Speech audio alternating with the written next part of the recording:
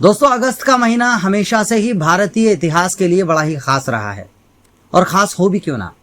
15 अगस्त 1947 जब हम गुलामी की जंजीरों को तोड़कर एक आज़ाद भारत की कल्पना कर रहे थे, एक आज़ाद भारत में सांस लेने की सोच रहे थे, तब भी हमारे बुजुर्गों ने आगे बढ़कर अपने खून और पसीने से उस आज़ादी तक हमें पहुंचाया।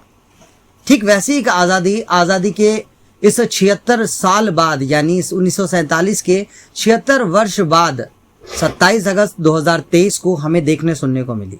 जी हाँ, एक ऐसी कौम जो हर तरीके से संपन्न है, लेकिन जब बात शिक्षा की जाती है तो कहीं ना कहीं हमें ये नज़र आता है कि कहीं ना कहीं हम थोड़े से पिछड़े हैं। कहीं ना कहीं जिस सुधार की बात हो रही थी, कहीं ना कहीं जिन कुप्रथाओं की बात हो रही थी, उन कुप्रथाओं से आज़ादी की बात हो रही थी, उन आज़ादी में आज भी हम उस गुलामी के अंदर रचे बसे हुए हैं। लेकिन उस गुलामी से आज़ादी हमें दिलाई 27 अगस्त 2023 को हमारे बुज़ुर्ग, हमारे नौजवान, घर में बैठी उन ख़वातीनों ने जिन्होंने नमाज़ों में दुआएं की, और फिर वो सपना साकार हुआ और हमने सुधार की मुहिम पर मोहर लगते अपनी आंखों से देखा। और आज दो ऐसी अजीमो तरीन शख्सियत मनिहार बिरादरी की हमारे साथ हैं, जिनके बारे में ये कहना बहुत ही सच होगा कि आंधियों के बीच जो जलता हुआ मिल जाएगा, आंधियों के बीच जो जलता हुआ मिल जाएगा, उस चराग से पूछ लेना मेरा पता मिल जाएगा। जी हाँ, मैं बात कर रहा हूँ एक ऐसे नाम की जो इस पूरी मुहिम के दौरान जिनकी भूमिका बहुत बड़ी रही है, जिनकी भूमिका बहुत उन्नत रही है, और उस भूमिका को हम नज़रअंदाज नहीं कर सकते। इसीलिए आज हम सीधे तौर से उन्हीं से बात करेंगे। तो पहला नाम उस फहरिस्त में मैं लेना चाहूँगा जनाब हाजी मुबारक अली जी का। मुबारक साहब, स्टूडियो में आपका बहुत बहुत स्वागत है। शुक्रिया सभी का, आपका भी शुक्रिया अजहर भाई। और मैं आप सबको बता दूं, हाजी साहब का नाम भी मुबारक है और ये वक्त भी बहुत मुबारक है। जी हाँ, जिस आज़ादाना सोच की हमने परिकल्पना की, उस आज़ादाना सोच को आज हम जी पा रहे हैं। लेकिन अभी तक सिर्फ नियम बने हैं, हालांकि कुछ शादियां ऑलरेडी हो चुकी हैं। उस नियम के तहत सभी कुछ पर चर्चा होगी। और दूसरा नाम, वो कहते हैं ना, यूं ही नहीं ये तर्ज सुखन आया है, यूं ही नहीं ये तर्ज सुखन आया है, पाँव दाबे हैं बुजुर्गों के तो जाके फन आया है। जी हाँ, हमारे साथ हाजी बाबू जी शेख सुल्ताना वाले। भाई साहब, आपका भी स्टूडियो में बहुत बहुत स्वागत है। शुक्रिया। और आज बातचीत का उन्वान हम जारी रखेंगे जनाब हाजी मुबारक अली जी के साथ। मुबारक साहब, किसी भी मुहिम की जब शुरुआत होती है तो उस शुरुआत से पहले हमेशा कहा जाता है हमें अपनी समस्याओं के बारे में पता हो। समस्याएं बहुत बड़ी थी, रियाकारी से लेके ऐसी ऐसी चीज़ें जो हमें शरीयत से कहीं ना कहीं दूर कर रही थी और एक ऐसे अंधेरे की तरफ ले जा रही थी जिसका कहीं कोई छोर हमें नज़र नहीं आ रहा था उससे बाहर निकलने का। लेकिन आप लोगों ने, और मुझे ये कहना चाहिए इस मंच पे कि आप जैसी सोच वाले बहुत सारे लोगों ने मिलके उस सपने को साकार किया, और आज उन सभी लोगों का प्रतिनिधित्व करते हुए, या यूँ कहें कि उन सवालों का जवाब देने के लिए हमने आपको आमंत्रित किया है। सबसे पहले हाजी साहब, हम आपसे यही जानना चाहेंगे, आपको खुद को कैसा महसूस होता है जब इस तरह की मुहिम पर मोहर लग जाती है? मैं अपनी उस खुशी को मतलब लफ्ज़ों में बयान नहीं कर सकता कि मैं आज किस कदर खुश हूँ। अगर कोई ऐसा पैमाना होता मेरी खुशी का, तो मैं उस पैमाने में मैं बताता कि मैं आज किस कदर खुश हूँ। मैं माशाल्लाह बहुत खुश हूँ। और आपने जो बात की, तो ये एक विचार, मुझे नहीं पता कि कहाँ से एक शुरू हुआ, लेकिन ये विचार जो है, विचार शुरू हुआ कुछ एक लोगों ने, एक से दूसरे ने, दूसरे ने तीसरे से, तीसरे ने चौथे से कहा, तो ये विचार में लोग एक एक करके कुछ जुड़े, और कुछ महान ऐसे 5, 7, 10 लोग थे जिनकी महीनों की मेहनत के बाद इस विचार को एक जगह लाया गया, और 5, 7 लोग हम 2-3 महीने के बाद एक जगह इकट्ठा हुए, और इन मसले जो कौम के मसले थे उन पे ये विचार हुआ कि देखिए, आज का मौजूदा दौर के जो हालात हैं वो हमारे अच्छे नहीं हैं, कारोबारी लिहाज से भी अच्छे नहीं हैं, और मजहबी एतबार से भी हालात सोगवार नहीं है। इसलिए हमने ये सोचा कि क्यों ना हम कम से कम एक हमारे दीन और इस्लाम के रास्ते पर चल के अपने इस तरह के जो शादियों के जो फिजूल खर्चियाँ हैं उनको कम करके, और शादियों को आसान बना के, बच्चियाँ जो आज बड़ी होती जा रही हैं उनको सही वर मिल जाएं, और कम खर्च के अंदर एक आसान सी शादियाँ हों। और आप हुजूर सल्लल्लाहु अलैहि वसल्लम के जो हम उनके शहदाई हैं, उनको मानने वाले हैं, तो क्यों ना हम उनके रास्ते पे हम चलने की कोशिश करें। तो माशाल्लाह। ये एक कोशिश थी कि हम इस पे चलें। कई लोगों ने कहा कि ये काम बहुत कठिन काम है, और ऐसा हमें महसूस भी हुआ। इसलिए महसूस हुआ कि ये वाकई ये बहुत कठिन काम था। जितना देखा गया है उससे काफ़ी ज़्यादा कठिन था कि अलग अलग लोगों के अलग अलग ज़हनियत होती है, अलग अलग ख़यालात होते हैं, मिलते नहीं है एक दूसरे से। हर आदमी में कुछ ईगो होता है। उसके बाद ये मैं अगर थोड़ा सा मिसाल देना चाहूँ तो ये एक ऐसा काम था कि एक तराजू के अंदर हमें कुछ जिंदा मेंढकों को बैठाना है। हम एक को जब बैठाते तो वो फुदक के नीचे गिर जाता, फिर हम दूसरा बैठाते तो तीसरा गिर जाता, चौथा बैठाते तो हमारे आपस के ही एक मोहब्बत ना, मतलब ऐसे कोई इख्तिलाफात नहीं थे, लेकिन किसी बात में कोई अपनी बात बड़ी रखना चाहता था, कोई अपनी बात बड़ी रखना चाहता था। वो छोटे छोटे इख्तिलाफात थे, लेकिन माशाअल्लाह अल्लाह का करम है कि हम लोगों ने मिल के और एक ये इस तरह का सुधार के जो नियमावली है वो हमने इसको जो है बैठ के तैयार की, और उसका अनुमोदन करवाने के लिए हमने 27 अगस्त को एक ये जो मीटिंग का आगाज़ किया कि ये मीटिंग आज शुरुआत हमारी पहली एक सीढ़ी बने, और उसके बाद में प्रथम चरण का ये हमने एक शुरुआत की। तो उस शुरुआत के लिए हमने ये जो सारी चीज़ें हैं कि हमारी कौम के सामने, और कौम भी वो कि कौम अलग अलग हिस्सों में, अलग अलग सूबों में, अलग अलग स्टेट के अंदर रहती थी, यहाँ तक कि तो हमारा विदेशों तक में खाने कमाने के लिए लोग गए हुए थे। तो हमने मतलब जो विचार था उस विचार को अमली जामा पहनाने के लिए उन लोगों को पहले एक प्लेटफार्म पे इकट्ठा करके जो हमारे ख्यालात हैं उन तक हम पहुंचाए। अगर उन्हें पसंद आते हैं तो कौम इस पे मोहर लगा देगी। तो ये सारे जो निज़ाम था ये हमने उसको जो है उस तरीके से प्लानिंग किया कि सभी लोगों को हमने आमंत्रित किया, अलग अलग सोशल मीडिया के माध्यम से भी किया, और फ़ोन कॉल के माध्यम से भी किया, रिश्तेदारों के माध्यम से भी किया कि आप लोग इसमें तशरीफ़ लाइए। तो इसमें जो एक ख़्याल आया था वो ये था कि भाई हम लोग जो 2-5 लोग हैं, 10 लोग हैं, तो इसका अखराजात भी होंगे, इसमें ख़र्चे भी होंगे, तो क्यों ना हम लोग आपस में ही कुछ एक पैसा शेयर करके इसको मिला लें। तो उसमें हमारी जो है इस पर इत्तफाक नहीं बना कि हमें जब कौम को एक प्लेटफार्म पे ही लाना है, एक जगह लाना है, तो हिस्सेदारी में भी एक जगह लाना पड़ेगा। माशाल्लाह। हर कौम का फर्द उस जो चीज़ जिस मुहिम को हम लेके चलें उसका हिस्सेदार होना चाहिए। क्या कहना, ये सूबाओं में या कबीलों में बटी हुई, या अलग अलग ये शेखावाटी, या ये राजावाटी, या ये जयपुर वाटी, या ये ढूंढार, हमने वो जो चीज़ें थी उनको हमें बिल्कुल अच्छी नहीं लगी कि हम जब एक प्लेटफार्म पे ला रहे हैं।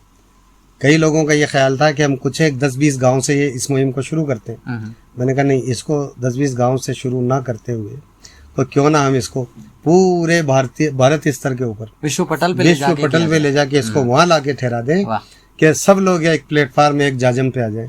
कभी सुना करते थे कि जाजम 1444 कोस की है। हमारे बुजुर्ग दादा परदादा कहा करते थे कि जो हमारे मनियार समाज की जो जाजम है वो 1444 कोस की जाजम कहलाती है।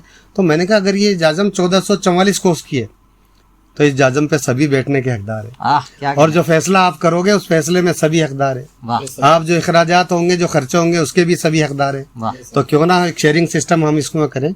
एक इसका मात्र जो भी इसका जो हमने एक एंट्री का पास लगाया कि हम अच्छे से खाएंगे, जाएंगे, आएंगे, बढ़िया से इंतज़ाम करेंगे। जो हमारे मेहमान आएंगे, जो खुसूसी मेहमान आएंगे, बैरूनी मुल्कों से आएंगे, और माशाल्लाह मैं आपको बताऊं हज़रत साहब कम से कम 15-16 लोग सुबह की फ्लाइट से आए, और शाम को जब ये प्रोग्राम खत्म हुआ है तो गए।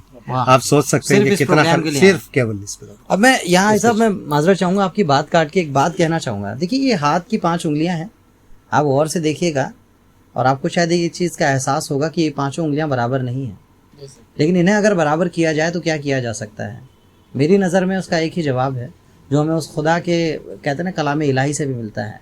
जब सूरह इमरान का ये कॉल आता है कि आप बटो मत, आपस में बांट के कुछ फ़ायदा नहीं होने वाला, चाहे वो फ़िरक़ों में बंटने की बात हो, चाहे मजहबी तौर पे बंटने की बात हो। अगर ये 5 उंगलियाँ अलग अलग भी हैं, किसी को अल्लाह ने कुछ ज़्यादा नवाजा है, किसी को कम, तो उसका एक ही इलाज है कि अब इसे इस तरह से मुट्ठी बना लिया जाए। ये जो मैं की लड़ाई है, इसे मैं की लड़ाई नहीं करके अब हम की लड़ाई होनी चाहिए, और जिस तरह से जो बदलाव होना चाहिए उस बदलाव को स्वीकार करना चाहिए। हाजी साहब आपने क्या खूब बात कही, और मैं इस समय मेरे जैसे शुरुआत में मैंने सूफ़ी सुरेंद्र चतुर्वेदी साहब का वो शेर पढ़ा कि आंधियों के बीच जो जलता हुआ मिल जाएगा, उस चराग से पूछ लेना मेरा पता मिल जाएगा। मुझे मालूम है इतनी सारी आंधियां जो आपके आसपास चल रही थी। नाचीज कुछ नहीं है, मुझे तो एक छोटा सा जो काम सौंपा गया, मैं उन कामों को बस काम करने में मसरूफ था। लेकिन बावजूद उसके बाकी मैं किसी बातों पे नहीं गया। बावजूद उसके मैं बहुत जिम्मेदारी से एक बात कहना चाहूंगा, अगर आपकी इजाजत के साथ, कि देखिए जब आप किसी भी काम का जिम्मा उठाते हैं तो सबसे पहले आपकी आलोचना होती है। सबसे पहले ये कहा जाता है कि ये काम इन्हीं व्यक्तियों के द्वारा क्यों किया जा रहा है, और इस तरह के सवाल बहुत बार आते हैं। लेकिन देखिए एक बात मैं आप सभी के सामने फिर एक बार जहन नशीन करने की कोशिश करूं, जब 1947 में भारत आज़ादी की करवट ले रहा था, उस समय भी ऐसा ही हुआ था। उस समय भी आनन फानन में हमें जब आज़ादी की मुहिम की बात करनी थी, तो एक मुल्क ऐसा जिसने अपने झंडे पे तो चांद का लोगो लगा के रखा है, लेकिन उसका पड़ोसी मुल्क आज चांद तक पहुंच गया है। ये सोच बताती है, ये विरोध की सोच बताती है। मज़हब के नाम पर आपने देश तो अलग बना लिया, लेकिन मेरे ख्याल से तरक्की में आप बहुत पीछे रह जाते हैं। ये चीज़ हम सबको सोचनी होगी, इस चीज़ को बहुत गहराई से समझना होगा कि जब हम तरक्की करना चाहते हैं तो कहते हैं ना कि अगर कोई अच्छा और नेक काम हो रहा हो, या तो आप स्वयं कर लें, और अगर आपसे नहीं हो रहा तो जो कर रहा है उसके साथ खड़े हो जाएं। और जो आंधियों के बीच की जो मैं बात आपसे कर रहा हूँ, वो क्यों कर रहा हूँ कि इतने सारे जब काम किए जाते हैं, आलोचनाएं होती हैं, बिल्कुल होती है, बहुत सारे फोन कॉल्स आते हैं, बिल्कुल आते हैं, और वो आपके पास भी आए होंगे, बिल्कुल होते हैं, और लोगों को नाइतफाकियां आती हैं। और उस आंधी में भी जो जलता हुआ चिराग जिसकी हम बात कर रहे हैं, उन्हें शायद लोग मुबारक अली जी के नाम से जानेंगे भविष्य में। इतिहास हो गया है ये। अच्छा मुबारक साहब, मैं आपसे ये जानना चाहूंगा, 17 पॉइंट्स गालिबन पढ़े गए, जी, और एक दो पॉइंट्स और जो प्रोविजन में भी रखे वो आगे रखे गए हैं, यानी मेनली जो है वो 17 ही पॉइंट हैं। तो क्यों ना आज जिन 17 पॉइंट्स पे जो कंफ्यूजन, शंकाएं, क्यों ना आज हमारे दर्शकों की, हमारे सारे बिरादरी भाइयों की वो कंफ्यूजन मिटा दी जाए। क्यों ना उनसे आज ये 17 पॉइंट्स डिस्कस कर लिए जाएं। मैं तो तैयार हूँ, आप लोग भी तैयार हैं, मुझे बिल्कुल पूरी उम्मीद है। 17 पॉइंट्स क्या क्या हैं, कैसे हैं, उस दिन हमने सिर्फ पढ़े समझे। आज हम चाहेंगे बिल्कुल कूल एक काम माइंड से उन पॉइंट्स की वजाहत जो हम सुनना चाहेंगे, उन पॉइंट्स की व्याख्या, या उन पॉइंट्स को सीमित शब्दों में समझना चाहेंगे कि वो पॉइंट्स हमसे क्या कहना चाहते हैं। जी हाजी साहब, सबसे पहले जब बात हुई सगाई की, वो पॉइंट क्या कहता है, बताएं। नहीं, हमने जब इस चीज़ को लेकर चले तो हमारे जहन में वहाँ से मतलब जो एक सिनेरियो जो बना वो यहाँ से बना कि जब शादी के फंक्शन जब शुरू होते हैं, तो जब सुधार की जब मुहिम पे हम आते हैं, तो हम वहाँ से अपनी शुरुआत करते हैं कि सबसे पहले जैसे शादी की जो शुरुआत होती है, तो सबसे पहला जो हम काम करते हैं वो यही करते हैं कि अगर मेरा लड़का है तो हम लोग लड़की देखने जाते हैं, और अगर किसी की लड़की है, बच्ची है, तो वो लड़के को देखता है। बात वहाँ से शुरू होती है, तब कोई दो ख़ानदानों के अंदर एक रिश्ते का जुड़ा होता है। तो जब हम सुधार की इस मुहिम को लेकर चलते हैं, तो सबसे पहली शुरुआत हम जो करते हैं वो यही करते हैं कि लड़के और लड़की की सगाई या देखने जाने का एक ही होता है। जब हमारा दोनों से रिश्ता जब तय हो जाता है दो ख़ानदानों का, उसके बाद जो हमारी बिरादरी का जो एक प्रचलन है, जो चलन है, यही होता है कि एक गांठ बांधी जाती है, शगुन की एक राशि या जो भी होता था, बहुत कुछ होता था। मैं इसकी जब व्याख्या करने लगूंगा तो आप समझेंगे क्या होता था, क्या होना चाहिए। तो मैं एक एक चीज के अंदर मैं उसमें बातचीत एक जब वो जो चीजें आएंगी ना आगे जी, तो आप सोचोगे कि यार हम लोग जो है वाकई बहुत गफलत में जी रहे थे।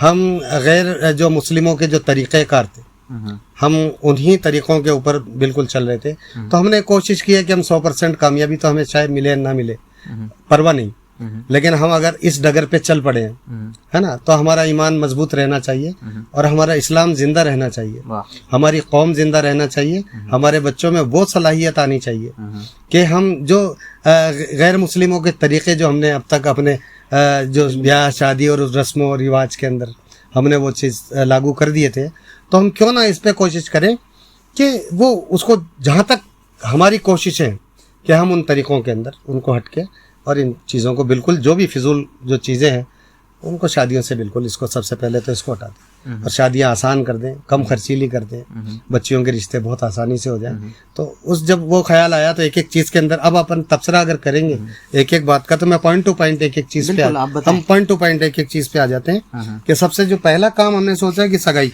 या लड़का लड़की देखने जाना। तो इसके अंदर अजहर साहब ऐसा हुआ करता था कि लड़के जब लड़के वाले आते लड़की देखने के लिए, तो ऐसा रिवाज हो गया था एकदम कि लड़की के हाथ में इतनी मोटी रकम उसको दे दी जाती थी कि वो उस वक्त तो बेचारी कुछ बोलती नहीं थी। 50,000, 60,000, 70,000 बाप के ऊपर ये बोझ पड़ जाता था, कर्ज हो जाता था उसका। और वो ये सोचता था ये 50,000 मैं जो है इस लड़की के हाथ में तो उन्होंने दिया, उस बोझ को, उस कर्ज को उसका बाप उतारता था। लड़की के जो वालिदैन थे वो उतारते थे। 50,000 रुपया आपने लड़की के हाथ में रख दिया, अब उसका बदल के रूप में वो किसी भी तरीके से उसको 60,000 लड़के वाले को वापस देता था। तो ये चलन इसलिए बढ़ते बढ़ते बढ़ते बढ़ते इसकी मतलब बहुत ज्यादा कोई सीमा नहीं रही। तो उस पर सोचते हुए हमने इसके अंदर ये किया कि सगाई या लड़का या लड़की देखने जाना है। और उसमें आपको बता दूं कि 100 आदमी लड़की देखने जा रहे, और जब 100 आदमी लड़की देखने के लिए जाते थे तो लड़की के हाथ में वैसे इंतजामात भी करने पड़ेंगे। और उनको गिफ्ट या उपहार स्वरूप उन जो 100 लोग आए हैं उनको 1,000 रुपया, 500 रुपया, एक शॉल, मिठाई का डब्बा, ना जाने क्या क्या तोहफे में लड़की का बाप पहले दिन ही पिस जाता था। ये चीज पिस जाता था। हमने वो सारी चीजें जहन के अंदर रखते हुए फिर से एक बार आपकी बात काटूंगा और ये कहना चाहूंगा, जहां तक अगर मैं गलत नहीं हूं तो सूरह बकरा का एक कॉल है, वो आयत हमसे ये कहती है कि अपनी हदों से मत गुजरो, हद से गुजर जाने वाले अल्लाह ताला को कतई पसंद नहीं। बिल्कुल एक पक्की आपको कुरान की आयत का मफहूम मैं बताने की कोशिश कर रहा हूँ। जी। और इसका हवाला भी मैं आपको शायद डिस्क्रिप्शन में दे दूं। बहरहाल भाई साहब, जो आप बता रहे हैं कि कोई सीमा ही नहीं रह गई थी और उसे सीमित करना था, आपने क्या सीमित किया बताइए। उसको सीमित हमने करना था, तो जो सगाई या लड़का लड़की देखने जाना है तो उसमें हमने ये सीमित किया कि लड़के के हाथ में अधिकतम मैक्सिमम 1 रुपया आप दे सकते हैं, मैक्सिमम अंतिम जो उसकी सीमा तय की हमने कुल 1100 रुपए की, और 2 जोड़ी कपड़े। यानी लड़के वाला जा रहा है तो 2 जोड़ी कपड़े, केवल 2 जोड़ी कपड़े है ना। 1 जोड़ी चांदी की कोई हल्की या जैसी भी वो छोटी सी कोई चाहे, बच्ची को एक चांदी की वो पायल वगैरह है, लड़का हो या लड़की तो उसके लिए चांदी की पायल हो जाए। और लड़का अगर लड़की वाले अगर लड़के के आ रहे तो उसमें वही अधिकतम मात्र 1100 रुपए, और वही 2 जोड़ी कपड़े। इसके अलावा किसी को भी किसी प्रकार का, जो लोग गेस्ट आए कोई गिफ्ट नहीं, लड़के को भी कुछ नहीं देना आपको, सिर्फ 1100 रुपए। अगर आप जा रहे हैं, लड़के वाला जा रहा है मात्र 1100 रुपए देगा, ज्यादा से ज्यादा वो 2 जोड़ी कपड़े दे देगा। अगर लड़की वाले आ रहे हैं वो भी वही 1100 रुपए मात्र बतौर सलामी के वो 1100 रुपए दे देंगे, और 2 जोड़ी चाहें तो वो कपड़ा दे दें। और इसके अंदर वो जो सैकड़ों लोग शामिल होते थे वो कोई शामिल नहीं हो, इसके अंदर वो लोग शामिल हो जाएं। जैसे भी लड़का है, लड़के के मान लो जो पेरेंट्स है, जो उसके वालिदैन है, वो तो इसमें शामिल होने ही होने। ज्यादा से ज्यादा लड़के के कोई बहनोई है या कोई उनके उस घर के कोई दामाद है, वो चले जाए। यानी पारिवारिक जो उनके दामाद है सिर्फ वो और उसके पेरेंट्स, बस मखसूस लोग। वो 5 भी हो सकते हैं, 8 हो जाएं, कभी 10 हो जाएं, बस इतने ही लोग, ताकि बस इतने जावें और लड़की का रिश्ता तय कर जाए। लड़की वाले जाए तो लड़के का वहाँ तय कर जाए। तो पहला जो पॉइंट था वो सगाई या लड़की, इसने हमने इसको एकदम एक सीमा में बांध दिया कि इतने ही रुपए में, 1100 रुपए में आपका काम लड़का लड़की देखने का हो जाता है, दोनों का हो जाता है। उसी 1100 रुपए में आपका हो जाता है, वही 1100 रुपए में लड़के वाले। तो ये हमने पहला पॉइंट जो ये रखा वो इस 1100 रुपए वाला इसलिए और इस ख्याल से रखा। माशाल्लाह। अब हम दूसरे ख्याल में आते हैं, दूसरी चीज पे हम आते हैं कि जैसे कि उसके बाद में लड़का लड़की देख लिया, रिश्ता तय हो गया, उसके बाद में लगन कह दीजिए आप, गांठ कह दीजिए, जो अपनी बिरादरी में एक रस्म चली आ रही है, गांठ बांधना। अब क्या गांठ बांधना, कोई ये शरई चीज तो है ही नहीं, कुछ भी नहीं है। तो हमने उसके अंदर क्या किया कि जो गांठ बांधते थे उस गांठ के अंदर भी बहुत सी मतलब कोई लिमिटेशन थी नहीं, कुछ भी कोई बांध सकता था, 3,000, 5,000, 6,000, 2,000 जो भी बांधता था। हमने वहां भी वही सीमा लागू कर दी कि अगर आप गांठ बांधते हैं तो 1 रुपया से लेके वही आपकी अंतिम जो सीमा रखी हमने वहां पे भी वही मात्र 1100 रुपये, अन्य किसी भी प्रकार का सामान नहीं दिया जाए। गांठ का एक ऐसा दस्तूर होता था अजीबोगरीब कि गांठ में वो सुपारी बांधी जा रही है, एक हल्दी बांधी जा रही है, एक मुलेठी बांधी जा रही है। और वो गांठ जो पुराने जमाने में वो इसलिए बांधते थे कि पढ़े लिखे लोग नहीं हुआ करते थे। तो वो जैसे 27 तारीख है तो वो 27 वो इससे गिन लिया करते थे, 27 दिन 27 चीजें बांधते थे कि आज एक चीज खोल दी, फिर 2 बोला शादी में 8 दिन रह गए, 7 दिन, वो सब पुरानी धकिया, पुराना रिवाज था। आज डिजिटल युग आ गया, आज उन चीजों की कोई ना तो अहमियत है ना कोई जरूरत ही नहीं है। अब हमने सीधा सिंपल उसको वहां लाके कर दिया कि मात्र 1100 रुपए और एक आप पर्चा लिख दीजिए कि भाई फलां की लड़की फलां का लड़का, और आप उसके ऊपर जो है वो पर्चा अपने किसी नाई के साथ या अपने भाई जवाई के साथ किसी के साथ वो गांठ बांध के, बस वही गांठ हो गई हमारी, कुछ नहीं। बस वो 1100 रुपये आप भेज दो और वो पर्चा भेज दो। और अगर आप खुशी है आपकी, आपके ऊपर है, हमने कहीं पाबंदी नहीं लगाई है कि अगर कोई चाहता है तो किलो आधा किलो एक मिठाई का डब्बा, ये खुशी की बात है, खुशी का पैगाम जा रहा है। उस पैगाम के साथ आप चाहो तो एक थोड़ी सी कुछ मिठाई हल्की सी आप ले जा सकते हैं। तो ये हमने वो जो गांठ बांधने वाला काम इतना महदूद कर दिया। और लोगों को शामिल होने की बात इसमें ना कुछ भी नहीं, कोई मतलब ही नहीं। गांठ आप अपने घर में, वही अपने घर परिवार में बांध दो, बस आपने बांध दी, वही बहुत आपके बड़ी दामाद दावत वगैरह, जो है कुछ नहीं, सब खत्म। कोई दावत नहीं करनी। आप जो आपके घर परिवार में ही 5-7 सदस्य हैं वो रहेंगे, आपके दामाद को बुलवा लीजिए, आपके भाई के दामाद को बुलवा लीजिए, आपके जो 3 भाई हैं तो तीनों के दामाद को बुलवा लो। बस आप ज्यादा से ज्यादा कितने लोग हो जाओगे, 5 लोग, 7 लोग, 8 लोग, बस उनकी दावत कर दीजिए, उनके यहाँ कर दीजिए खुशी। और वो गांठ किसी नाई या किसी अपने जमाई के साथ वो पर्चा उस लड़के वाले के यहाँ वो भेज दो कि भाई फला तारीख हमने दी है, इसमें फला तारीख को आप बारात लेके आ जाए, ये गांठ हमारा कंप्लीट है। यानी एक वक्त जब कुप्रथाओं का कहर था, थी पहले जो कुप्रथाओं का कहर, अब रह जाएगी सिर्फ बदलाव की लहर। मुझे ऐसा ही नज़र आता है, जो बदलाव की लहर, जिस परचम को लेकर आप लोग आगे बढ़ रहे हैं, कि वाकई में लिमिटेशंस का होना बहुत ज़रूरी है, सीमाओं में काम करना बहुत ज़रूरी है, सीमाओं को हमें लांघना नहीं है। बहुत खूबसूरत बात। एक ब्रेक लेंगे, उसके बाद फिर से आपसे बातचीत जारी रखेंगे। शुक्रिया दोस्तों, एक बार फिर से स्वागत आप सभी का खैर मकदम करता है आपका ये दोस्त ऑल राइट अजहर नाम के इस चैनल में। मैं अजहर आपके साथ, और हमारे साथ 2 ऐसे अजीम तरीन शख्सियत जिनसे बातचीत का सिलसिला जारी रखते हैं। जैसा कि साहब आपने बताया, गांठ जो एक रस्म है, कैसी है, जो गैर शरई रस्म है, और हम अब शरीयत के करीब जाना चाहते हैं, लेकिन एक ही दिन में अगर हम बहुत बड़ा फरमान सुनाते हैं तो कई मरतबा एक बहुत बड़ा तबका उसे तुगलकी फरमान डिक्लेयर कर देता है। होगा नहीं। तो भाई साहब, आगे की कड़ी में और क्या क्या नियम है, उनके बारे में सुधार बहुत सारे आ जाएंगे। उसके बाद में अगली बात में ये 2 चीज़ें, जब लड़का और लड़की हम देख चुके हैं, और उसके बाद में जो यही होता है कि हमने वो गांठ को बांधना हुआ। गांठ बांधने का मैंने आपको बताया कि बहुत मुख्तसर से एक पर्चा लिख के वो गांठ बांधी गई। उसके बाद में गांठ का झेलना, वो लड़के वाले के घर जा रही है गांठ, तो गांठ का झेलने में हमने रखा है कि 1 रुपये से अधिकतम 2100 रुपये और 2 जोड़ी कपड़े, और अन्य किसी भी प्रकार का जो नाई जो जाता है, मतलब जो नाई जाएगा गांठ लेकर, तो उसको अधिकतम 2100 रुपये 1 रुपये से लेकर, और अन्य किसी प्रकार का सामान या सोने चांदी का सामान नहीं दिया जाएगा। गांठ बनाने में अपने घर परिवार के सदस्य और खुद के पारिवारिक बेटी जमाई और लड़के के नाना मामा वो शामिल हो सकते हैं। जो गांठ भी दावत मुख्तसर हो गई, मुख्तसर कर दिया, उसको मखसूस कर दिया। मैं इसको इसी में आगे आप समझ गए हो? बिल्कुल बिल्कुल। मैं उसके बाद में और आगे बढ़ना चाहूंगा। उसके बाद की जो कड़ी के रूप में जो आता है वो ये आएगा कि हम बच्चे का एक बान बैठाते थे। हल्दी, तो बान में भी हल्दी जो बान होता है वो भी एक रस्म चली आ रही है, धीरे धीरे टूटेगी जैसे भी होगा। तो उस रस्म के अंदर भी हम सैकड़ों लोग इकट्ठा करते थे, 300, 400, 500 लोग बान की रस्म में भी होते थे। उसको भी हमने बहुत महदूद करते हुए बान में अपने घर परिवार के सदस्य और खुद के पारिवारिक बेटी जमाई तक इसको सीमित कर, यहाँ भी सीमित नहीं, यहाँ भी सीमित। बहुत बढ़िया। क्या आप अपने ही घर में बेटी जमाई बुला लें, उसको कर ले, और यहाँ बान बैठा लें आप। 400-500 लोग बुलाने की वहाँ जरूरत नहीं। ये हमने इसको यहाँ एकदम बिल्कुल नीचे लिमिटेड कर दिया। हाँ, अब उसके बाद में अब जो अगला जो मामला आता है वो आता है बीन बनाना, दूल्हा बनाना। फूफा जी एंड हाँ, जो दूल्हा बनाने की जो रस्में होती है, जवाई पक्ष मिलके करते हैं। दूल्हा को बनाना या सजाना, ये जो होता है सहराबंदी जिसको आप कहते हो, वो सहराबंदी का जो रस्म होती है वो 5वां पॉइंट है हमारा। तो उसको बीन बनाने में अधिकतम जैसे पैसा, इसमें भी कोई सीमा नहीं थी।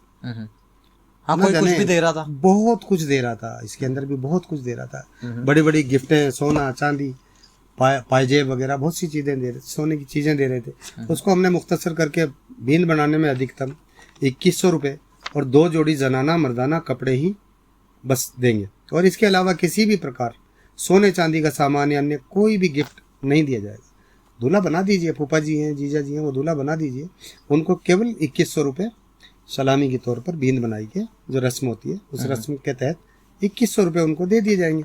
और फिर बाकी हमारे खानदान की या बिरादरी की आम सलाम होती है, जैसे हमारी यहाँ आल होती है एक, उस आल के तहत जो सलाम होती है उसको हमने और बिल्कुल कम करते हुए उसका भी जो रेशो रखा है 1 रुपये से 50 रुपये अधिकतम, उससे ज्यादा कोई नहीं देगा। माशाल्लाह। 1 रुपया दीजिए, 5 रुपये पहले वो चांदी सोने के सिक्के पता नहीं क्या क्या भी ना जाने क्या क्या दिया जाता था, हमने वो सब बिल्कुल खत्म करके आम जो सलाम है 1 रुपये से 50 रुपये तक फिक्स कर दी, इससे ऊपर नहीं जाए। ये अंतिम सीमा है, लिमिट है ना। बारात अगर इसमें इसके बाद में अगली चीज ये कि बारात अगर सुबह पहुंचनी है तो उसका एक टाइम तय कर दिया कि सुबह की बारात है यानी दोपहर का अगर फंक्शन है तो बारात 12 बजे तक पहुंच ही जाए किसी भी तरह, समय की पाबंदी हो। और अगर काम जैसे शाम की शादी है और शाम को बारात आनी है तो कम से कम शाम को तो 5 बजे तक जो है बारात पहुंच जानी चाहिए लड़की के घर 5 बजे पहुंच जाए। अगर आप फिर भी कहीं देर हो जाते हैं तो आपको उसको देरी की कारण बताना होगा, आपको वजह बतानी होगी कि आपने लेट क्यों किया, क्योंकि आपकी वजह से सभी लोग बिल्कुल सभी का इंतजार कर रहे वक्त हैं। जो है एक ऐसी शय है वक्त जिसे की वापस नहीं लौटाया जा कीमत को सकता। समझा वहाँ, उसकी कीमत समझनी समय की पाबंदी, पंक्चुअलिटी आप रखिए। 5 बजे का समय आपका अंतिम है, 4:45 आ जाइए, लेकिन ये नहीं कि 5 के 6 बज रहे हैं, 7 बज रहे हैं, 12 बज रहे हैं, रात के 1 बज रहा है, वो चीज़ नहीं। हमने समय की पंक्चुअलिटी पाबंदी समय की उसको यहाँ रखी है। अब इसके बाद में वो एक रस्म और है, खत्म तो बाद में कभी होगी, डुकाओ की सलाम बोलते हैं उसको। तो जो डुकाओ की जो सलाम थी वो भी उसकी सीमा नहीं थी, उसकी सीमा बांधी कि 1 रुपये से अधिकतम 500 रुपये, इससे ज़्यादा कोई नहीं दे। वो 500 रुपये हमने यहाँ इसकी भी ये कर दिया। इसके बाद में एक रस्म थी रंगबरी जी। मुनियारों की एक रस्म है, होना महर चाहिए लेकिन हाँ, रंगबरी। वो जो रंगबरी थी वो रंगबरी के अंदर ये इस कदर मतलब आगे ये बढ़ गई थी कि एक दूसरे की होड़ मच गई थी। 10-10, 15-15 सेट अलग अलग बड़े बड़े रानी हार, ये होड़ मच गई थी। और बरी के जिसको बोलते हैं, बरी के जोड़े 41 जोड़े और एक जोड़ा माशाल्लाह लाखों रुपए का एक जोड़ा। अब वो होड़ थी एक, तो उसके अंदर एक दूसरे लोगों को ऐसा महसूस होता था कि यार मैं थोड़ा अपने आप को हकीर समझता था कि यार इसकी देखो, इसकी बरी कैसी आई, देखो इसके 15 सेट आए। तो हमने उसको महदूद करते हुए सिर्फ रंगबरी में 5 जोड़ी तो हमने कपड़ा रख दिया, 5 जोड़ी कपड़ा बिना मूर्ति सजाए।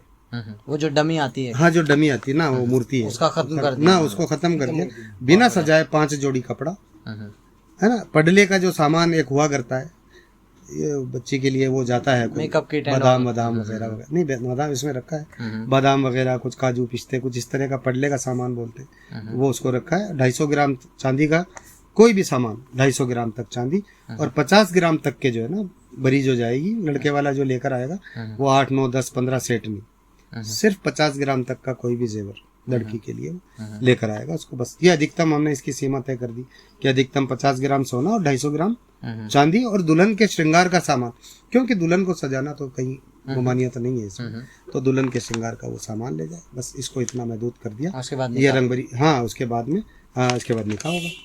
और वो निकाह बहुत आसानी से होगा, जिस निकाह की बात हमारे हुजूर अकरम सल्लल्लाहु अलैहि वसल्लम ने फरमाई है और ये कहा है कि निकाह को इतना आसान कर दो कि जिना मुश्किल हो जाए।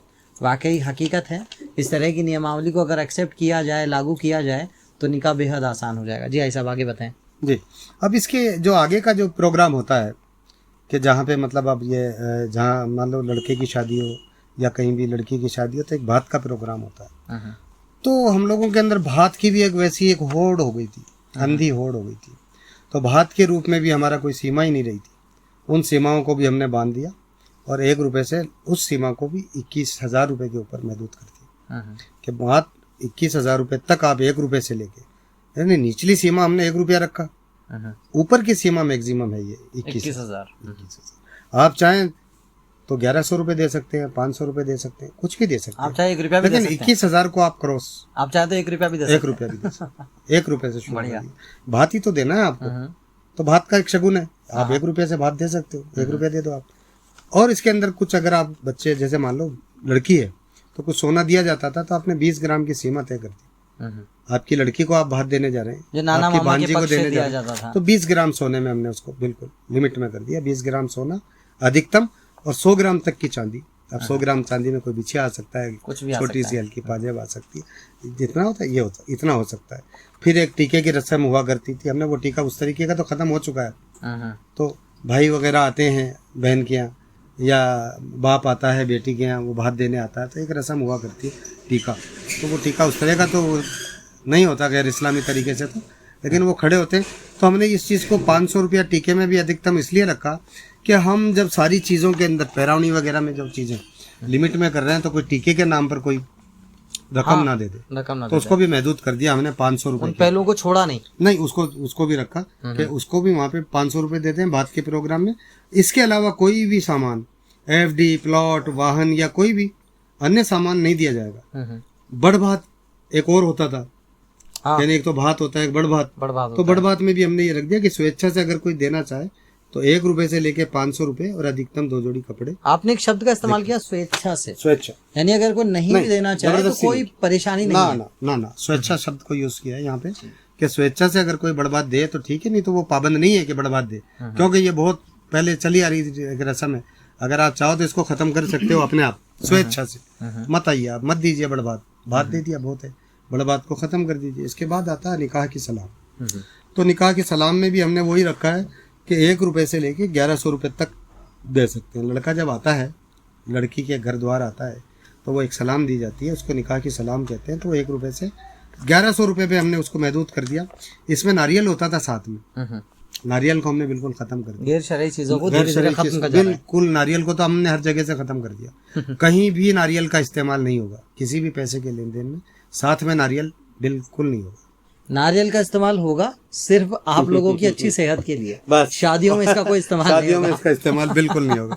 और बारातियों को किसी भी प्रकार का, बाराती जा रहे हैं उनको आप बड़े बड़े उपहार दे रहे हो, हैं उनको शोले उड़ा रहे हो, साफे पहना रहे हो, सिक्के दे रहे हो, बैग दे रहे हो, ना जाने आप क्या क्या दे रहे हो उनको, तो दूसरे के ऊपर उसका ऐसा कोई असर ना पड़े, तो बारातियों को कुछ नहीं दिया जाएगा।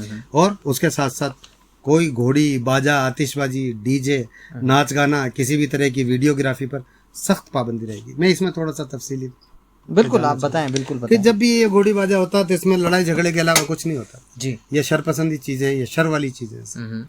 क्या आप घोड़ी पे चढ़ रहे हैं, बाजा बज रहा है, डांस कर रहे हैं, नाच रहे हैं, फिजूल लेट कर रहे हैं आप बेवजह अपने और अगर मैं गलत नहीं हूं, मैं माफी चाहूंगा कि हजारों लाखों रुपयों के पटाखे सिर्फ 15 या 20 मिनट में धुआं हो जाते हैं। ये अब आपको सोचना होगा, जिस शिद्दत से, जिस मेहनत से आपने अपनी अगली पीढ़ी के लिए आप कुछ कमाना चाहते हैं या उस कमाई को बचाना चाहते हैं, तो आपको सोचना होगा अगर उसे आप ऐसे ही धुआं करना चाहें या फिर अपने बच्चों के मुस्तकबिल में उस रकम को इस्तेमाल करना चाहिए, ये फैसला हमारा होगा। जी बेशक, जी बेशक। तो इसलिए हमने घोड़ी बाजा, आतिशबाजी, डीजे, नाच गाना, ये बिल्कुल आप सही फरमा रहे हैं। क्या लाखों रुपए की हमने फूकते हुए जो है ना वो आतिशबाजी देखी, हमने अपनी आंखों से देखा है। बिल्कुल हमने भी अपनी आंखों से देखा है कि लाखों रुपए की, और उससे वो जो वातावरण है वो भी दूषित ही होता है। साउंड मतलब ही नहीं पोल्यूशन, निकलता उसका, वायु बिल्कुल प्रदूषण है वो। और सबसे बड़ा आपकी जेब पे प्रदूषण, तीनों तरह का प्रदूषण पड़ता है, बचना आप ही को होगा। बिल्कुल सर, बिल्कुल। तो हमने उस चीज के अंदर भी बहुत एहतियात बरता है कि ये सब चीजें बिल्कुल खत्म कर दी हैं। वीडियोग्राफी पे भी पाबंदी। वीडियोग्राफी पे सब पाबंदी लगाना हमारा, देखिए इसमें 2 तरह के राय आ रही थी, लेकिन हमारा उसमें सोच ये थी कि हमारी जो बहन बेटियां हैं उनके कमरों में कोई गैर मुस्लिम आ रहा है, वो उनको अलग अलग तरीके से उनकी सेज की फ़ोटो बना रहा है, उनकी फ़ोटो में बना रहा है, तो हमने इसलिए वीडियोग्राफी को इसमें बंद रखा है कि वो बच्चियों की इज्जत वो महफूज रहे, उसकी इज्जत के ऊपर कोई दूसरा आदमी, गैर ऐसा आदमी आ रहा है और खुद हम आमंत्रित करके बुला रहे हैं। आप अब ये आपके- सोचिए, ये सोचने का मकाम है एक ऐसी बुराई जिसे हमने खुद ने दावत दे के अपने पास बुलाया। इन बुराइयों को दूर करना होगा, सोचना होगा कि जो हमारे बुजुर्गों ने जिस तरह का फैसला किया है, अब इस फैसले पे मोहर लग गई है, लेकिन अपनी अपनी जिंदगियों में हमें इसे इख्तियार करना होगा, हमें सोचना होगा। जी आई साहब। जी सर, मैं आपको उसके बारे में मैंने बता ही दिया। अब इसके बाद में जो अब नया एक चीज़- एक एक ऐसा एक पॉइंट अहम बात, जिस पॉइंट पे मोहर लगने के बाद मुझे ऐसा लग रहा था जैसे उस रोज 27 अगस्त 2023 की उस आलिशान ऑल इंडिया मनिहार समाज सुधार स्नेह मिलन कार्यक्रम में जिस तरह का एक जोश देखने को मिला था, जब जोरदार आवाज लगाई गई थी, मुझे ऐसा लग रहा था जब आर्यभट्ट ने जीरो का आविष्कार किया था, उसके बाद दूसरी बार भारत में उस जीरो के महत्व की बात हुई थी। लोग इतना खुश हुए थे, मुझे ऐसा लग रहा था जैसे वो एक गीत नहीं है, जब जीरो दिया मेरे भारत मेरे ने, भारत ने, दुनिया मेरे को भारत तब गिनती आई, देता ना दशमलव भारत तो यूं चांद पे जाना मुश्किल था। हकीकत में कुछ ऐसा ही नजर आया, बेशक ऐसा ही। और वही पॉइंट जिसे हम पेरावनी कह लें, समटूनी कह लें या अलग अलग नाम दहेज कह लें, ले लें, उसको कुछ भी कह लें, वही दहेज था। एक तरीके से मोटा मोटी तो वही दहेज था। बाकी चीजें तो बच्चे की जरूरत की चीजें होती हैं, असल दहेज तो वही था। इसकी मतलब मैं आपको फिगर क्या बताऊं, ये 71 लाख तक पहुंच गया था, करोड़ से ऊपर पहुंचने वाला था, 1 करोड़ से ऊपर पहुंचने वाला। तो सोच सकते हैं आप कि जो हमारी जो दूसरी बच्चियां ऐसी बैठी हैं जिनके माँ बाप उनकी शादियों के लिए फिक्रमंद हैं, तो वो इतना इतना देख के क्या सोचते होंगे, उनके दिलों पे क्या गुजरती होगी, उस बच्चे पे क्या मतलब ये होता हो।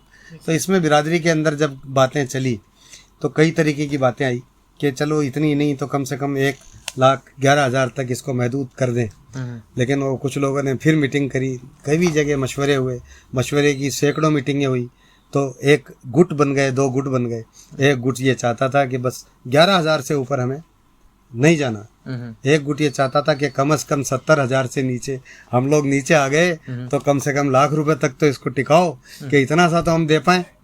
लेकिन हमारे जो कार्यक्रम का जो हिस्सा थे, हमारे जो मुफ्ती साहब थे, मुफ्ती साहब ने वहाँ बयान किया और माशाल्लाह इतना बेहतरीन बयान किया। आप सल्लल्लाहु अलैहि वसल्लम की सुन्नतों के बारे में बताया, उनके बारे में, उस कदीमी जो शादियाँ होती थी उनके बारे में बताया। और जब बात यहाँ पैसे के लेन देन की हुई, उस पर उन्होंने बहुत मतलब उससे तबसरा किया।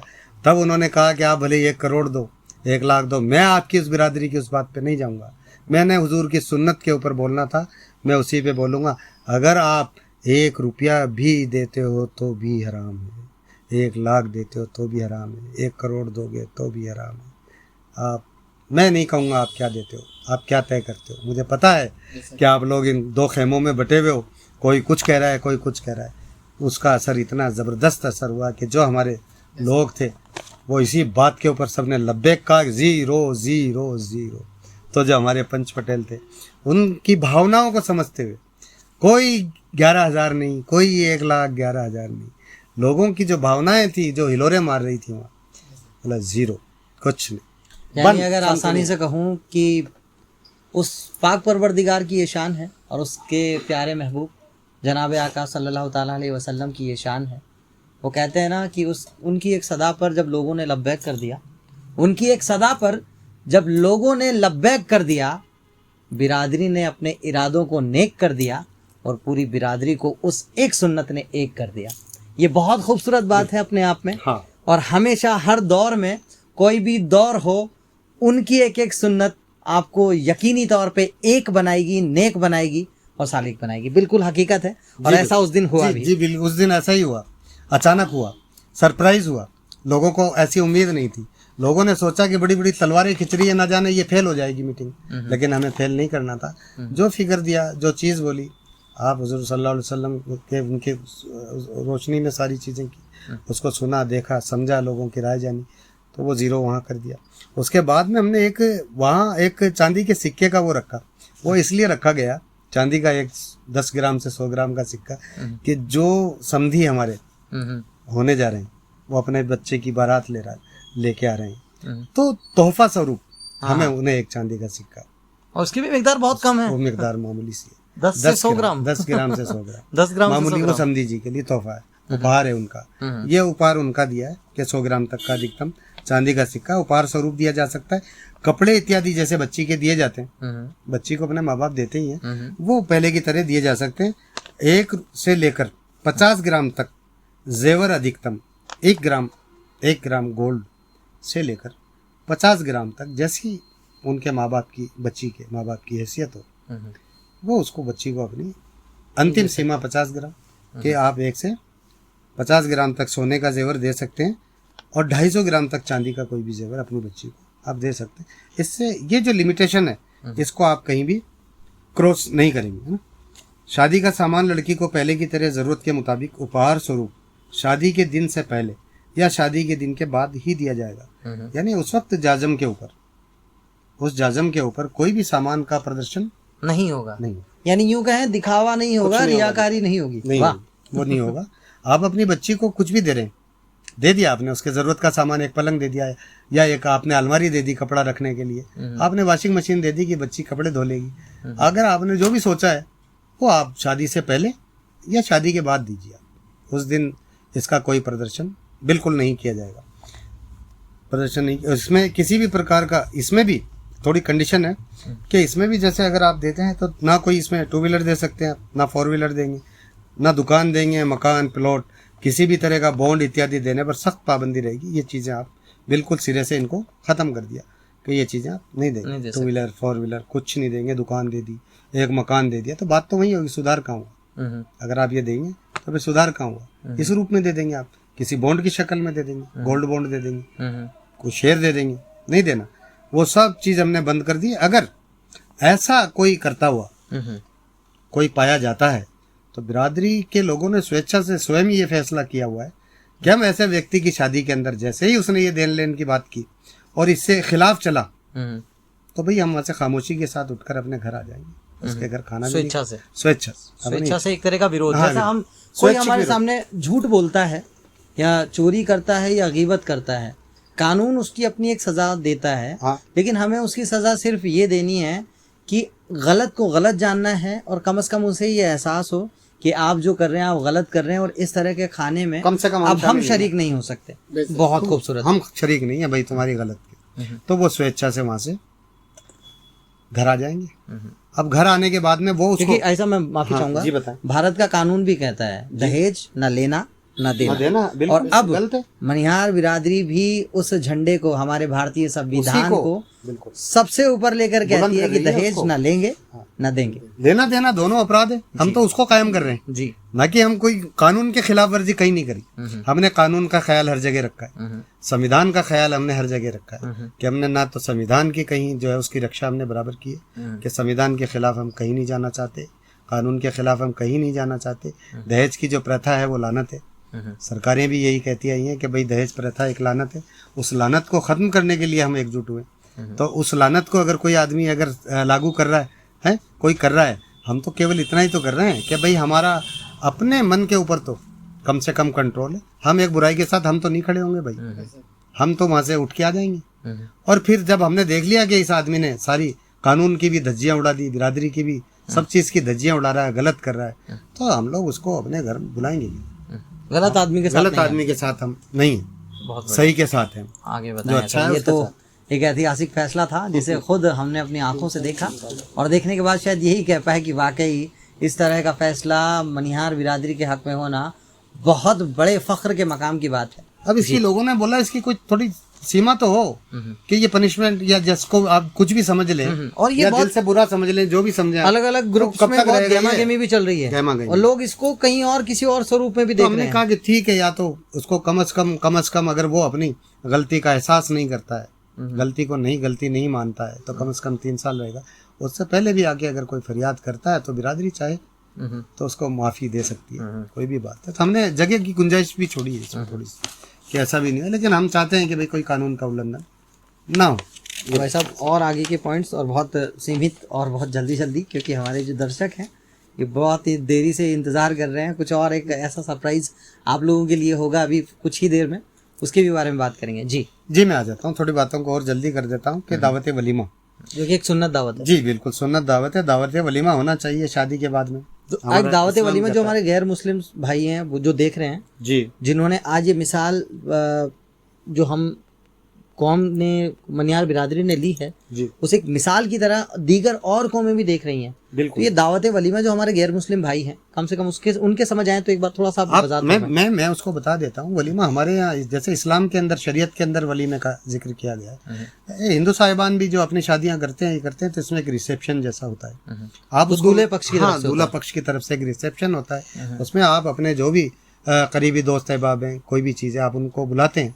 उसी तरीके से हमने इसको ये करा है कि दावत वलीमा है, और दावत वलीमा को भी हमने इतना सीमित किया कि वलीमे में किसी भी प्रकार की कोई जाजम वगैरह पंचायती नहीं लगेगी, और अगर कोई नियम का उल्लंघन करता है तो वही बिंदु संख्या 9 में जिस तरह हमने किया जो वही लागू होगा। और वलीमा अपनी इच्छा अनुसार कितने भी व्यक्तियों के साथ अतिथि नियंत्रण कानून की पालना में किया जा सकता है। भारत सरकार का जो अतिथि नियंत्रण कानून है उसके अंतर्गत आप इसको चाहें तो बहुत सीमित संख्या में भी कर सकते हैं। जो भी अतिथि नियंत्रण में अगर आप 100 तक का है, 200 तक का 200 में कर लो, आप कोई जरूरी नहीं है 50 का भी कर सकते हो, आप छोटा सा कर लो, आप वलीमा कर लो, ये है। और इसमें भी एक और रस्म हुआ करती है कि माँ बापों की तरफ से जिस दिन वलीमे में जाते हैं ना लड़की पक्ष के लोग, तो एक चिकनी कोथली होती है, कोई बोलते हैं उसमें पहले कभी खिजूरें वगैरह और कोई जिस तरह की चीज़ें आया करती थी। आजकल तो उसमें भी क्या होता है कि कोई मिठाइयाँ वगैरह ही कुछ ले आते हैं, और वो बच्ची होती है वो जो अपनी सास को, ददिया सास को, या जो भी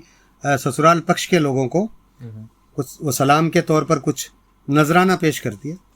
तो उस चिकनी कोथली पे भी हमने वो उसकी भी बहुत सारे पैसा हुआ करता था, उसको 1100 रुपये पे महदूद कर दिया कि 1100 रुपये चिकनी कोथली पे देंगे। ये यहाँ ख़त्म हो गया मामला। पॉइंट 10 अब पॉइंट 11 के अंदर हम ये कर रहे हैं, छूछक बोलते हैं। बच्चे की पैदाइश होती है, उसके ऊपर जो कपड़े लत्ते दिए जाते हैं उसे हमारे समाज जो है छूचक बोलता है। तो उस छूचक के में चूड़ा पहनाने की रस्म या छूचक जो भी हाँ, है वो पहले। चूड़ा पहनाने की रस्म थोड़ा आगे आएगी। अच्छा, उस चूड़ा पहनाने की रस्म में भी अकीका जिसे वो अलग करना चीज़ है। चाहिए, लेकिन हाँ, मैं छूचक थोड़ा होता है। इसको आगे आगे क्लियर आ जाए, ये क्लियर हो जाएगा कि छूचक की जो रस्म होती थी वो जैसे चूड़ा पहनाने की रस्म में भी छूचक देते थे, और जो अकीका होता था, अकीके की रस्म जो होती थी उसमें भी एक छूचक दिया जाता था। छूचक मीन्स के वो जो बच्चा हुआ है पैदा, उस बच्चे को उपहार स्वरूप जो कुछ दिया करते, तो उसको हमने सीमाएं महदूद कर दी कि वो छूचक अगर कोई दे रहा है तो वो 1 रुपये से 11,000 रुपये अधिकतम देगा। 50 ग्राम चांदी के जेवर दे देगा। जैसे मान लो बच्चे के अगर कोई कड़ा बच्ची है, कोई कड़े फड़े कुछ बनवाए तो 50 ग्राम ये हो गया। 10 ग्राम तक के कोई सोने की कुछ देना चाहता है तो 10 ग्राम सोना उसको भी महदूद कर दिया। ये एक बड़ा फिगर हुआ करता था। इसको महदूद करते हुए हम इसको यहाँ ले आए कि 11,000 रुपये, 50 ग्राम चांदी, 10 ग्राम तक के सोने के जेवर में उसको महदूद कर दिया छूचक को। अब मैं आ जाता हूँ उस चूड़े की रस्म पे जो आप अभी फरमा रहे थे कि चूड़े की रस्म ही छूचक है। चूड़े की रस्म में छूचक दिया जाता था। अब ये आ गई चूड़े की रस्म। अब हमने चूड़े की रस्म को भी मतलब इस तरह से कर दिया कि चूड़े की रस्म में अपने घर परिवार, खुद जिनके यहाँ बच्चा पैदाइश हुआ, अपना घर परिवार, बेटी जमाई के अतिरिक्त किसी को भी शामिल नहीं किया जाएगा। बस ज़्यादा से ज़्यादा अब अपने जो खुशियाँ हैं, जो भी है, चूड़ा कोई ऐसी रस्म नहीं है, पहना लो घर में। इसमें 500-700 लोग होते थे, 500, 600, 700 लोग हुआ करते थे। हमने एक छोटा सा कर दिया इसको भी, जैसे पिछले जो पॉइंट्स में किया उतना सा ही महदूद कर दिया कि अपने परिवार में आप ये रस्म, अपनी रस्म अपने घर पे निपटा लो इसको। तो हमने उसको घर परिवार तक ही कर दिया। और चूड़े के नाम पर भी आप किसी भी जो एक नियम कानून बनाए हैं उन कानूनों का उल्लंघन नहीं होगा। उसमें भी बिंदु संख्या 9 के जो सभी नियम जो वही लागू होंगे यहाँ भी, इसमें भी लागू होंगे। कहीं आप ऐसा नहीं कर दो कि पतली गली से आप कुछ भी काम ऐसा गलत कर दो और वो दहेज प्रथा फिर लागू ही रहे। समझ रहे हैं ना आप मेरी बात? हाँ, कान को यूं की जगह हाँ, यूं की जगह आप यूं पकड़े, हम तो चूड़े में दे देंगे, हम तो छूचक में दे देंगे। तो हमने इसलिए वो रखा है कि ये दहेज को जो आप किसी भी गली, पतली गली हमने नहीं रखी, यहाँ भी नहीं देना, आप यहाँ भी देना नहीं आपने। सुधार मीन्स सुधार, क्या सुधार ही होना चाहिए। अब आप आ जाइए 13वां पॉइंट। इसके अंदर मैं 12 पॉइंट पढ़ चुका। 13 जो पॉइंट में था कि बाढ़ रुकाई, फीता कटाई, जूता चुराई, कमर कलेवा, कहीं जिक्र नहीं है शरीयत में, कहीं भी जिक्र नहीं है। हमने ये पूरी तरीके से इसको बैन कर दिया, ये बिल्कुल कतई नहीं होगा। अब एक पॉइंट है 14, बहुत महत्वपूर्ण पॉइंट है।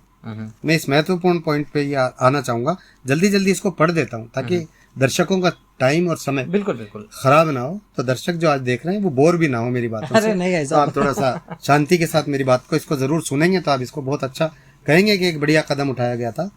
तलाक या लड़का लड़की को प्रताड़ित करना, यानी तलाक देना या लड़के को या लड़की को प्रताड़ित करना। निकाह के बाद तलाक के मुद्दे पर दोनों पक्षकार आपसी समझाइश की कोशिश मन चाहे रिश्तेदारों द्वारा करेंगे।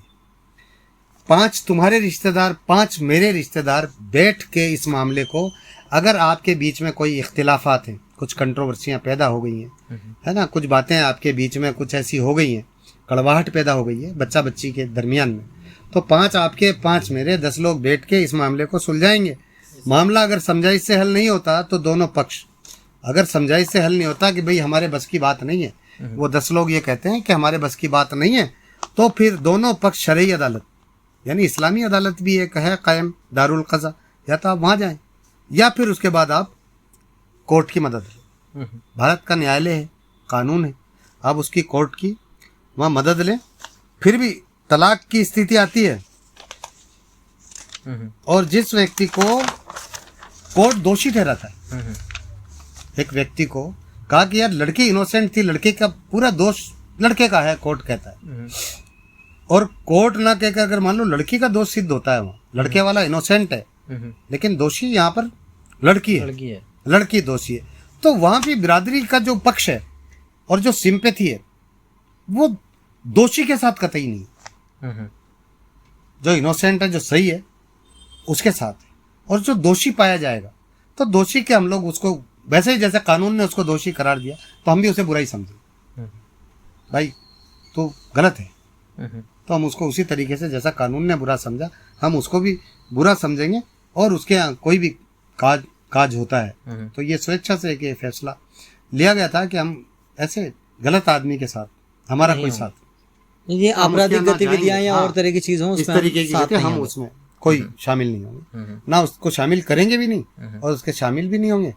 ये सिलसिला तकरीबन 11 साल तक तो वो हमारे बीच में हम ये चीज़ें हम करते रहेंगे, खुद ही करेंगे स्वैच्छिक ही, स्वैच्छिक है, कोई इसमें किसी में पे कोई प्रतिबंध जबरदस्ती नहीं है। जबरदस्ती स्वेच्छा से वो करेंगे। इसमें ये आ गया, आपका ये पॉइंट क्लियर हो गया। पॉइंट 14 तक हम लोग आ चुके हैं। बिल्कुल। अब 15 ये हो गया, चूड़े पहनाने की रस्म की जगह अकीके को देना अकीके को चाहिए। तरजीह दे।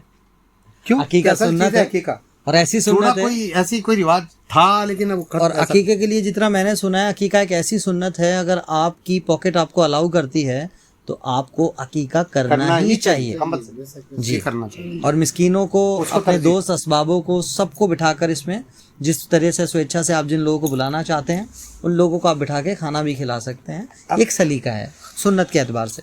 अब हम आना चाहेंगे, ये पॉइंट संख्या इसका जो 17 था, 16 सॉरी, इस 16 के ऊपर आना चाहेंगे कि इसका 16 के अंदर जो था यह है कि फातिहा या कुरान खानी में मरहूम के इसाले सवाब के लिए कुरान पढ़वाया जाए।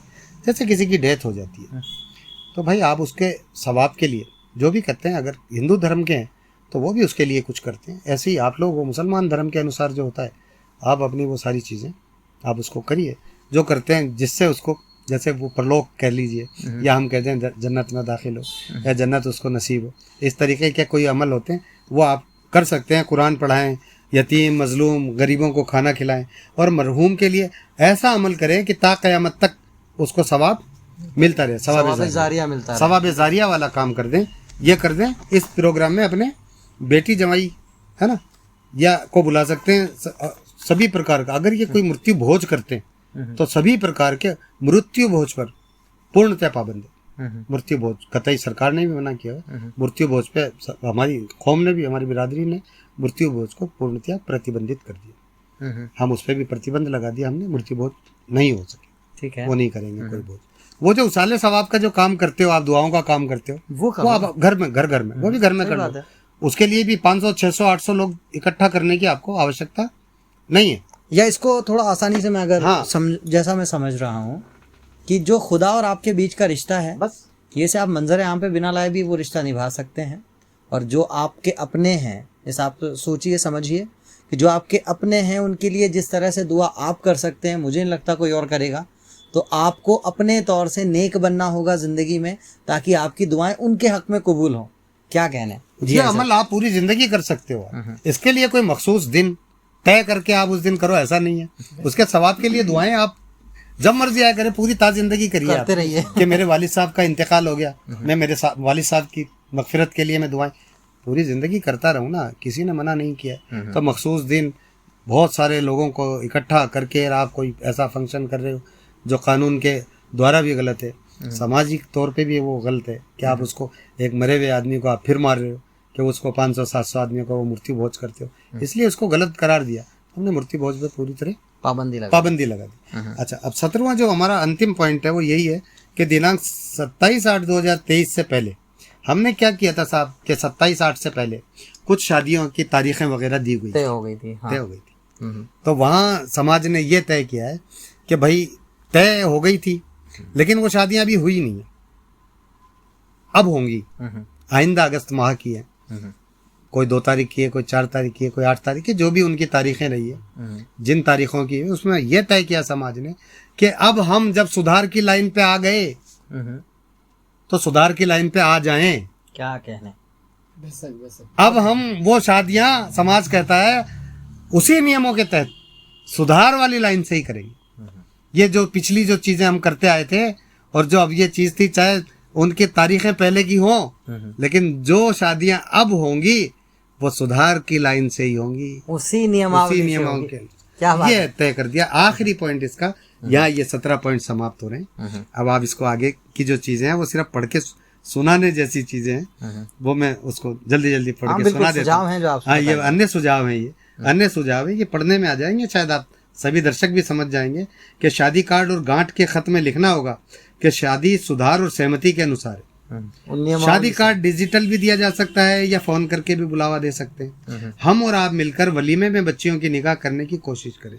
इस पे मैं थोड़ा सा ध्यान देना चाहूँगा, आपका ध्यान आकर्षित करूँगा कि जैसे एक बच्चे की शादी हुई और हम उसमें वलीमा कर रहे हैं, तो क्यों ना उस वलीमे के अंदर वो हमारा खर्चा तो हो ही रहा है, तो क्यों ना हम 2 बच्चियों का और उसी में निकाह कर दें बिना किसी खर्च के। यानी जब रिश्तेदार जुट ही रहे हैं, सारे रिश्तेदार एक जगह हो ही रहे हैं, पूरा मजमा लग ही रहा है, दावत नामा लग ही गया है, खाना उतना बन ही रहा है, तो क्यों ना इस वो कहते हैं ना कि जब आपकी कार में आप अकेले सफर कर रहे हो और बाकी की 4 सीट्स खाली जा रही हैं, तो आप खुद अंदाजा कीजिए अगर उन 4 सीट्स पे आपके साथ और लोग बैठे होंगे तो शायद आपकी जेब से जो 2000 रुपये पेट्रोल का खर्चा लगता, अब आप अकेले नहीं भरेंगे उस पैसे को, अब बाकी के 4 लोग और मिलके यानी आप 5 मिलके उस खर्चे को निपटा सकते हैं। बिल्कुल, 2 बच्चियां की शादियां और हो सकती है बिना किसी खर्च के, निःशुल्क हो सकती है, क्या ऐसा हो सकता है ना। और हम आप और मिलकर वलीमे में बच्चियों की निकाह करने की कोशिश करें।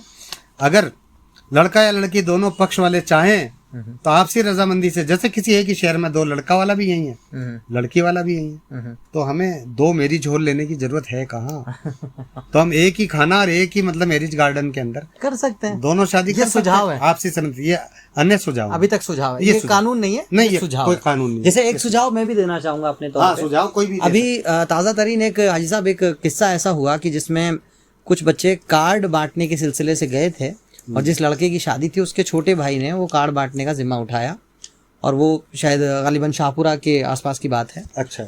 और कार्ड बांटते समय जब वो वापस घर लौट रहा था तो मतलब कार में 3 लोग थे और तीनों का एक्सीडेंट हुआ। जिस घर में खुशियों की शहनाई बजने वाली थी अब वहाँ मातम छाया हुआ था। तो ये एक सोचने का मकाम है दोस्तों, कार्ड बांटने को जिसको हमने अपनी प्रेस्टीज से जोड़ लिया है, जिसको अपने अपने मान सम्मान से जोड़ लिया है, उसमें हमें सोचना होगा कि आपका मान सम्मान उस फ़ोन कॉल पे भी हो सकता है, व्हाट्सएप पे भी हो सकता है, अन्य सोशल मीडिया के माध्यम से भी हो सकता है। तो आप थोड़ा सा उसके बारे में सोचिए। ये सिर्फ सुझाव है, कानून नहीं है, लेकिन सोचना आपको और हमें होगा। ये बिल्कुल सोचना होगा, ये अन्य सुझाव कर ले। ये सब मुझे लगता है कि ये जो पूरा कानून का पुलिंदा है ये पढ़ा जा चुका है, लेकिन फिलहाल लगभग एक सवाल हम आपसे जानना चाहेंगे जिसको लेके बहुत कंफ्यूजन है। जी बताएं। मैंने हमेशा कहा कि 5 उंगलियां एक हाथ में, और वो जो उंगलियां एक सार हो नहीं सकती, उसे एक करने के लिए इन 5 उंगली को ऐसा मुट्ठी बंद करके बनाना होगा। जी तो शायद वो कहते हैं ना कि दूर हम एक दूसरे का वहम कर देते हैं, दूर हम एक दूसरे का वहम कर देते हैं, मैं और तुम में रखा क्या है, अब हमको हम कर देते हैं, ये हम करने की बात होनी चाहिए। बिल्कुल बेशक। तो यहाँ संभागों में हम बटे हुए हैं, जिलों में बटे हुए हैं, राज्यों में बटे हुए हैं, या बटने की अगर सीमाओं की बात करें तो बटने की अगर देखा जाए तो अगर भौगोलिक दृष्टिकोण से देखा जाए तो कोई सीमा नहीं है। जैसा कि आपने खुद ने भी कहा कि हमारे कुछ शेखावाटी बेल्ट या शेखावाटी जो एक एरिया या संभाग से आते हैं, कुछ जयपुर वाटी से आते हैं, कुछ हमारे ढूंढाड़ क्षेत्र से आते हैं, कुछ देश विदेश से अगर मैं बात करूं तो वहां भी उनकी जड़ें अब रच बस गई हैं। बिल्कुल, वहां भी उनकी कम से कम 7 पीढ़ियां अब तक रह चुकी हैं। नहीं बिल्कुल रिहाइश कर ली उन्होंने, वहीं रह रहे हैं वो। अब वहां की पर मैं कहता हूं कि स्थायी नागरिकता ले ली है, स्थायी नागरिकता ले ली है। इस विषय में लोग आते हैं और हमें बांट के चले जाते हैं। लोग कहते हैं, जैसा कि मैं एक आपको उदाहरण देने की कोशिश करूंगा अगर आपकी बात समझ आए, कि अगर कोई नेक ख्याल आपके दिल में आया और उस नेक ख्याल को आप अमली जामा पहनाना चाहते हैं, लेकिन आप जब उसको अमली जामा पहना रहे हैं उससे ऐन पहले वही नेक ख्याल आपके भाई के दिमाग में आ गया, आपके बिरादरी भाई के दिमाग में आ गया, और जो आप करना चाहते थे अब आपके उस भाई ने कर दिया, तो आप सोच के देखिए कि कहीं तो खुदा हमसे राज़ी है कि हम जो एक नेक ख्याल अपने बारे में सोच रहे थे, अपनी बिरादरी को लेकर फिक्रमंद थे, अब वो चीज़ हमारे हाथ से ना होके हमारे किसी दूसरे भाई से हो गई। तो इन्नल्लाह मअस साबिरीन तो हमें यहाँ कहना होगा कि अगर हम जो काम करना चाहते थे उस खुदा ने हमारे भाई से करवा लिया, तो यहाँ हमें खुश होना चाहिए। ये नहीं सोचना चाहिए कि ये काम इस शख्स ने क्यों किया, पहली बात। और इसको बड़े आसानी से अगर समझना चाहें, इंडिया पाकिस्तान का मैच हम हमेशा देखते हैं और चाहते हैं कि भारतीय टीम जीते, वो जो तिरंगा है वो पूरी दुनिया में लहरा जाए जिस रोज़ वो मैच होता है। अब मैं आपसे एक सवाल छोड़ कर जाता हूँ हाजी साहब आप लोगों की मौजूदगी में, कि जिस रोज़ वो मैच आता है आपके पसंदीदा क्रिकेटर से आप ये उम्मीद करते हैं कि आज ये बहुत अच्छा खेलें और बहुत अच्छा खेल के यहाँ तक कि शतक बना के या 5-6 विकेट लेके एक बहुत बड़ी भूमिका निभाए और उसके बाद में आपकी टीम जीते, आपको खुशी होती है, मैं मानता हूँ।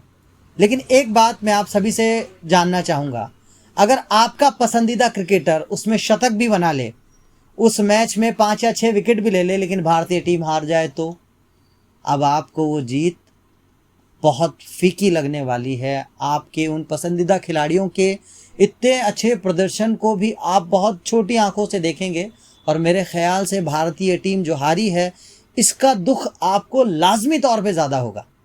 दोस्तों, यहाँ भारतीय टीम हमारी बिरादरी है और पसंदीदा खिलाड़ी आप और मैं बेहतर जानते हैं। यकीन से कह रहा हूँ, आप एक दूसरे को बढ़ाने की सोचते हैं तो ये पैर खींचने की जो मुहिम है इसे दूर कर लेते हैं। आओ एक दूसरे का हाथ पकड़ते हैं, हाथ खींचते हैं और एक दूसरे को ऊपर लेके आते हैं। शुक्रिया भाई साहब, आज आपसे हुई ये मुलाकात, आप दोनों से ये खूबसूरत दो बातचीत शब्द और रही। कहकर इस बात को यही समाप्त करना चाहूँगा कि हमने जिस तरह आपने कहा कि सीमाओं को जो है, जो अलग अलग सीमाओं में बटे हुए लोग थे उनको एक प्लेटफॉर्म पे लाने का जो हमने काम किया है, ये सिलसिला इंशाअल्लाह जारी रहेगा और इस सिलसिले को हम यूं ही कायम रखेंगे। और हम नहीं चाहेंगे कि लोग अलग अलग राज्यों के अंदर बढ़ जाएं या अलग अलग खेमों में बढ़ जाएं या अलग अलग वाटियों में बढ़ जाएं। तो हम इस तरह का प्रोग्राम आगे चलाने की सोच रहे हैं अंतिम में कि हम अलग अलग गाँव शहर ढाणियों के अंदर हमारी जो समाज की अलग अलग इस तरह की एक कमेटियां बनाएंगे, उस पर फिर कभी अपन बातचीत करेंगे। यानी स्थानीय कमेटियां बनेगी, स्थानीय कमेटियां बनेगी और एक ऑल इंडिया लेवल की एक ऐसी कमेटी बनेगी। जैसे सुप्रीम कोर्ट हो गया, छोटे छोटे न्यायालय हो गए, तो छोटे छोटे न्यायालय तो आप अपने अपने गांव शहरों में बना लीजिए। और जब आपसे वो आपका मसला वहां नहीं सुलझता तो एक सुप्रीम कोर्ट जिस तरह होता है, तो इस तरह एक ऑल इंडिया लेवल की वो उसकी कोई ऐसी, अभी हमने सोचा है 41 या 51 सदस्यों की, जिसके अंदर हम सभी लोगों की जो है सहभागिता रखना चाहेंगे और पूरे इंडिया का और पूरे बैरूनी मुल्कों का वहाँ के लोगों तक को इसमें जोड़कर क्या बात, 51 लोगों की हम एक ऐसी कमेटी बनाएंगे कि आगे जिस तरीके से आज सन 47 के बाद में जिस तरह संविधान में अमेंडमेंट होते रहे, तो हम चाहेंगे कि हमारा ये जो एक तरीके से मैं इसे संविधान ही कहूँ, हाँ बिल्कुल, बिरादरी का संविधान है जी, उनकी नियमावली है, उनके ये जो चीज़ें उन्होंने की है, तो वो सब चीज़ों के ऊपर किस तरह को हम अमली जामा पहना सकते हैं। कोई उसका उल्लंघन कर सकता है तो हम किस तरह गौर फिक्र करें, क्या करें इसमें और आगे क्या बढ़ोतरी करें, इसमें से क्या चीज़ है जो हम खराब लग रही है जो हम हटा दें। ये चीजें होती रहेगी, यानी बेहतर स्वरूप की तरफ चले। नहीं, अभी हम अपनी मंजिल तक नहीं पहुंचे। अरे वाह, हमारी मंजिल बहुत आगे है अभी। हम इस कदर सुधार कर देना चाहते हैं कि आदमी कहे कि वाकई एक जो ये मनियार समाज है वाकई इन्होंने सुधार किया। हम वैसा सुधार देखना चाहते हैं जो हम अभी तक जो कर रहे हैं वो 60 या 70% है, लेकिन इंशाअल्लाह हम 30-40% और आगे बढ़ेंगे और इससे भी अच्छा बेहतर करके दिखाएंगे इंशाअल्लाह। इसी उम्मीद के साथ मैं चाहता हूँ कि ये समाज हमारा एकत्रित रहे और सब जिंदाबाद रहे।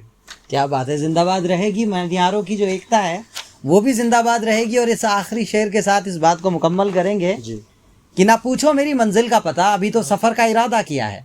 ना पूछो मेरी मंजिल का पता, अभी तो सफ़र का इरादा किया है। ना हारूं मैं हौसला उम्र भर, मैंने खुद से यही तो वादा किया है। इसी वादे के साथ एक बार फिर से होगी आप सभी से मुलाकात, कुछ और चेहरे होंगे जिनसे होगी बात। तब तक के लिए दीजिए इजाज़त ऑल राइट अजहर के इस चैनल में। और प्लीज़ इस चैनल को सब्सक्राइब कीजिए, लाइक कीजिए और पसंद आए या ना आए, एक बात और मैं आपको कह दूं, कम से कम इस आवाज़ को अपनी कानों तक सुनिएगा ज़रूर, ताकि शायद आपके पास भी जितनी शंकाएं शक आसपास घूम रहे हैं, कुछ वो शक और शंकाएं दूर हो सके। धन्यवाद।